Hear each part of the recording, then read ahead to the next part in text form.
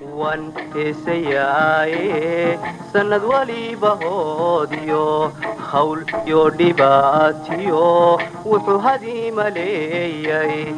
waa laga helaayo hadhow lagu xasuustaa waa laga helaayo hadhow lagu xasuustaa kii noo hagaagee noqon loo hawayay kii noo hagaagee noqon loo hawayay kii noo hagaagee noqon loo hanwayay noqon loo hanwayay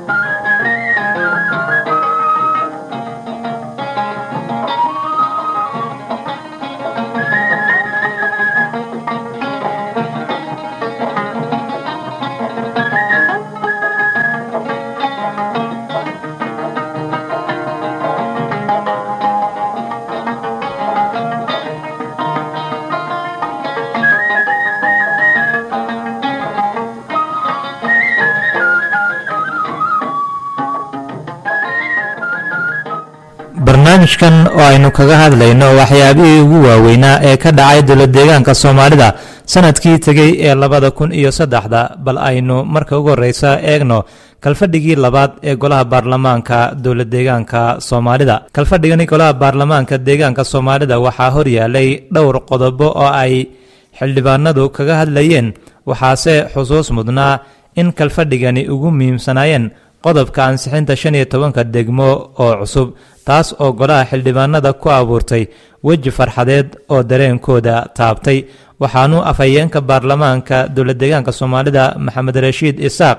uu daaha ka qaaday liiska 15 degmo oo kala ah Tuli Guuleed Araarso iyo Caale Birqood Daroor Goljano oo loo yaqaan Galaalje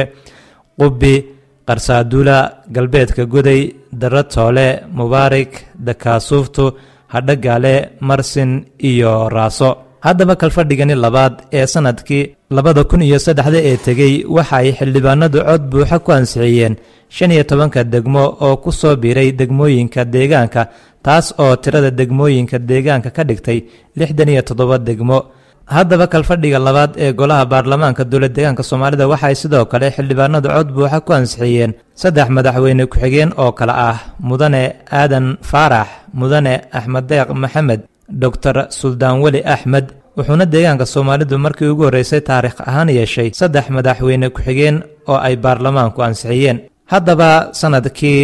tagay ee 2003 waxaa isla kalfadhigani golaha xildhibaanada deegaanka Soomaalidu lagu ansixiyay 3 ismaamul magaalo oo kala ah magaalooyinka Goday Dhagaxbuur iyo Qabridahar kuwaas oo noqday ismaamul magaalo oo gaar ah kalfadhigan labaad ee golaha baarlamaanka dowlad deegaanka Soomaalidu waxa uu ku soo gabagaboobay farxad iyo reyn wuxuuna ahaa kalfadhigii ugu taariikhda badnaa intii uu deegaanku jiray kaas oo hal mar lagu ansixiyay 15 degmo oo cusub taasi oo ah mid aan horay uga dhicin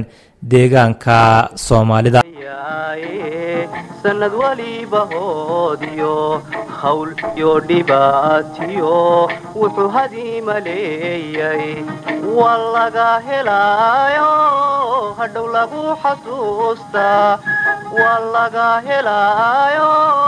hadhow lagu xasuustaa kii noo hagaagee noqon loo hawayay kii noo hagaagee noqon loo hawayay kii noo hagaagee noqon loo hanwayay noqon loo hanwayay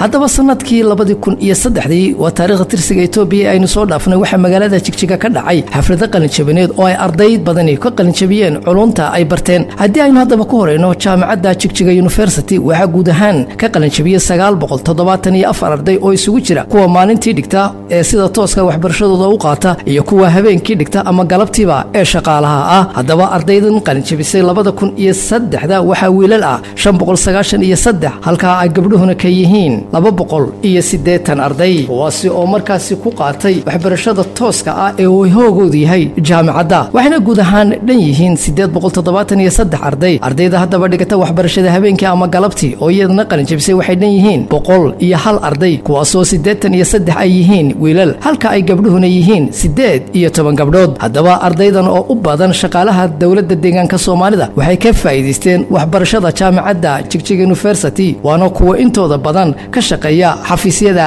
deegaanka waana dad ka soo jeeda deegaanka Soomaalida ardaydan qalinjabisay waxay haddaba ay barteen culunta ay ka mid ka yihiin sayniska dabiiciga ah sida chemistry-ga biology-ga physics-ka xisaabta sidoo kalena waxay ardaydani ay ku qalinjabiyeen oo ay qaateen culunta xisaabaadka maamulka shaqaalaha cilmiga barashada bulshada cilmiga nursiga aqoonta loo yaqaan information technology iyo culunta la xidhiidha dhinaca beeraha iyo dhulka engegan ama dareylanka dhulka loo yaqaano ardaydan hadda waxay dhammaantood ku qalinjabiyeen shahaadada digriga PA waa ardaydii ka qalinjabisay jaamacadda Jigjiga sanadkii 2003 ee aynu ka soo gudbinay waxaana jaamacadda Jigjiga University diyaar u tahay in sanadka 2004 ay bilowdo culun ay ka mid ka yihiin caafimaadka tiknoolajiyada la xidhiidha dhinaca caafimaadka haddaba sanadkii 2003 waa taariikhda tirsiga Itoobiya waxa jaamacadda ka qalinjabay iyaguna arday iyaguna bartay cilmiga xanaanada xoolaha kuwaasi oo tababar gaaban ku qaatay Jigjiga University tan iyo markii la aasaasay jaamacadda Jigjiga University ay arday badani ay ka faa'iideysteen waxaana ujeedada ama aragtida jaamacaddani ay tahay in ay waxbarasho heer sare ah siiso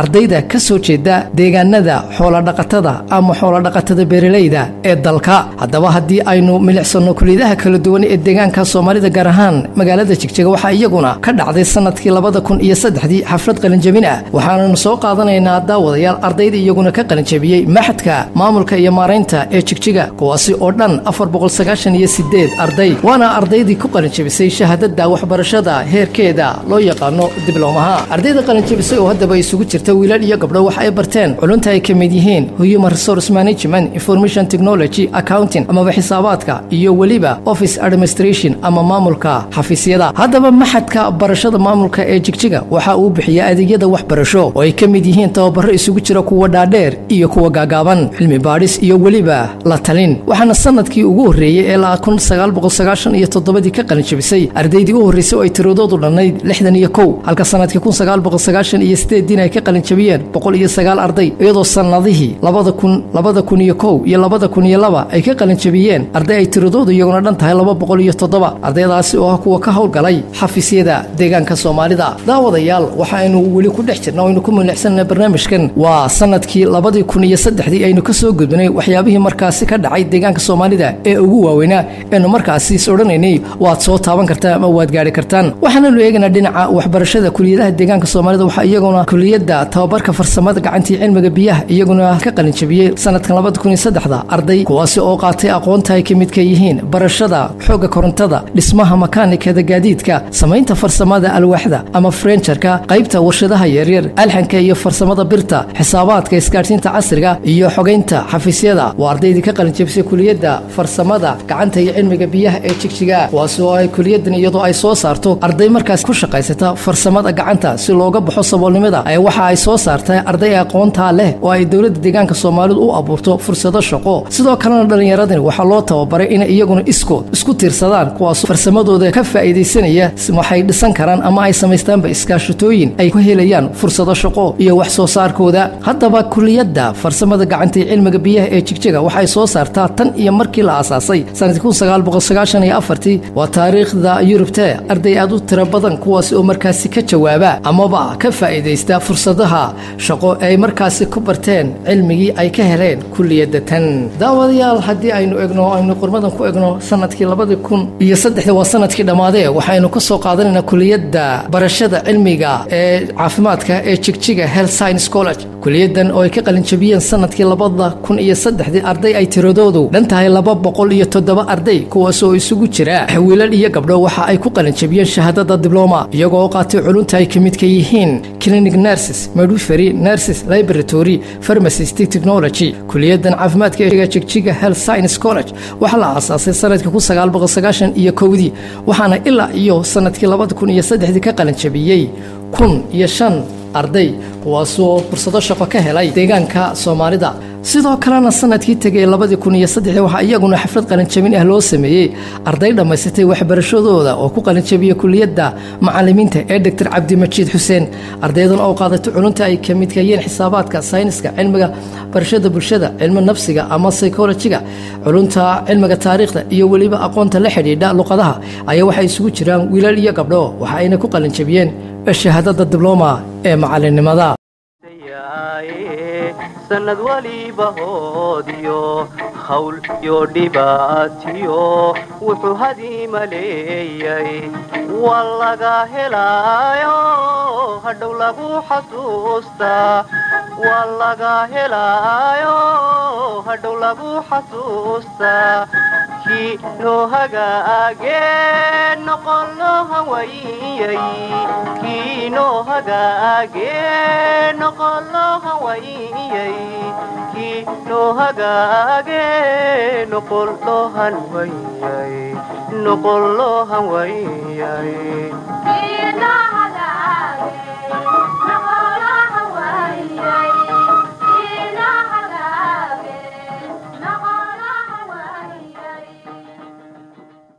haddaba daawadayaal sanadkii tagay ee 2003 waxa deegaanka Soomaalida laga fuliyay mashaariic badan balse waxa suurtagal noqotay inuu ka qayb galno xariga jaridda mashruuca gurmadka biyo-gelinta magaalada Jigjiga. mashruucan oo lagu talagalay in wax laga qabto baahida biyo la'aanta ee magaalada Jigjiga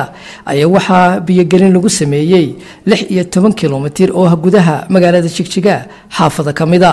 sidoo kalena waxa la sameeyay oo la dhigay 29 haamood ama water point kuwaasi oo ay ka cabaan dadka ay noloshoodu hooseyso. mashruucan gurmadka oo ka bixinta magaalada Jigjiga waxa xariga ka jaray madaxweynaha dowladda deegaanka Soomaalida Mudane Cabdi Maxamuud Cumar waxaana madaxweynuhu sheegay in dowladdu ay dadaal weyn ugu jirto in magaalada Jigjiga ay hesho biyo ku filan balse mashruucan uu ka mid yahay gurmad oo ka bixinta oo magaalada oonka lagaga saarayo gaar ahaan xaafadaha ay biyo la'aantu saameysay.